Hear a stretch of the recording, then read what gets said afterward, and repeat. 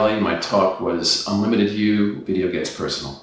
And Billy grabbed you right off the stage on purpose. So tell us how you feel right now. How's your experience?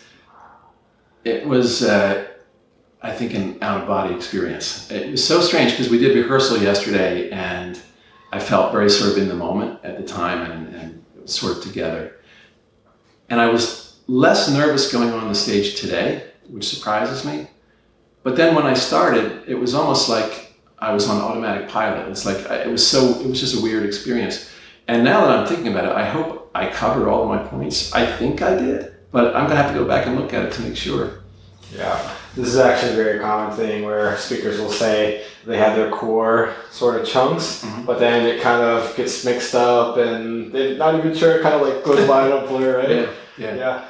So I think one thing that everyone in the audience can connect with is them getting into college or their kids getting into college and seeing how that process has changed. And I think you are at the forefront of changing that even better. And could you kind of feel the heads nodding and seeing like, oh yeah, if my child had this, it would be so much easier to choose the right school. Could you kind of feel the connection? I think so. You know, you try to watch faces and heads as you're doing your talk. And this talk kind of went through a sequence of sort of explaining the problem and then the solution and then showing the solution and then kind of expanding that to other areas. And I felt that, yeah, people were nodding their heads as though, okay, yeah, I get this. This might actually work. And then I think when we actually showed the sample video, people were like, wow, yeah, that's cool. Yeah, I'm glad you have that because it kind of like is the glue that puts it all together. Yeah. It's like the realization moments. That's really good. Yeah. So Bill, now that you've made it, you're now a TEDx speaker alum. What advice or words of wisdom would you give to future speakers for TEDx events?